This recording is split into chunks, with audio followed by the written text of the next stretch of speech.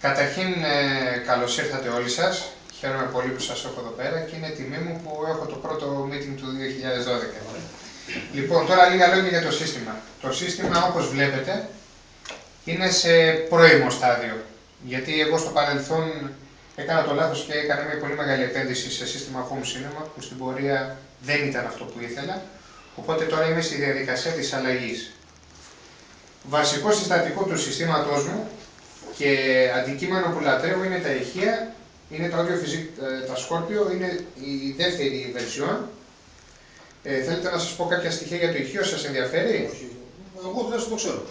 Εντάξει τότε, λοιπόν, καλωδίωση στα ηχεία έχουμε Ultralink, το Excelsior, το οποίο είναι χρονικά ευθυγραμμισμένο, είναι η θηγατρική της XLO, λίγα λόγια.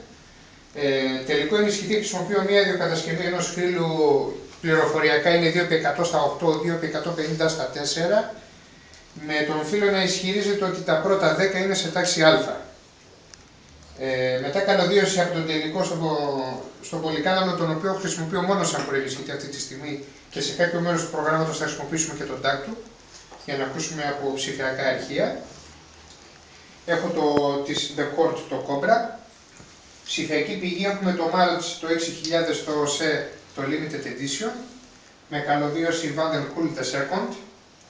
Pick-up έχουμε Nottingham Analog Interspace, με βραχίωνα RB300 πειρακτό, γιατί συνήθως τους πειράζουν τους 300'. Καλωδίωση εσωτερική του βραχίωνα είναι και αυτή η Vanderpool, δεν θυμάμαι όμως το μοντέλο. Κεφαλή έχουμε την Clear Audio την Α. Phono Stage έχουμε το project, το Phono Box, είναι το εισαγωγικό απλό μοντέλο, το Special Edition. Και ψηφιακά αρχεία θα ακούσουμε... Ορίστε. Δεν έχουμε τις λάμπες. Όχι, είναι το απλό. Και θα ακούσουμε και από το PC, τώρα είναι ένα άμυλο Fujitsu Siemens. Θα ακούσουμε τα ψηφιακά μας αρχεία, τα οποία τα παίρνουμε από εξωτερικό δίσκο του 1 τέρα και θα δώσουμε με οπτική είναι, γιατί δεν έχει ομόξιον και οτιδήποτε άλλο ο υπολογιστής. Αυτό τι είναι σε footbar ή... Θα ακούσουμε από FUBAR με το πρόσθετο kernel streaming που κάνει παράκαψη το kernel. Χωρίς άσιο πρόσθετο, γιατί δεν μου αρέσει το άσιο. Γιατί περιορίζει λίγο τα αρχεία ψηλής ανάλυσης. Είμαστε έτοιμοι? Λοιπόν, ξεκινάμε από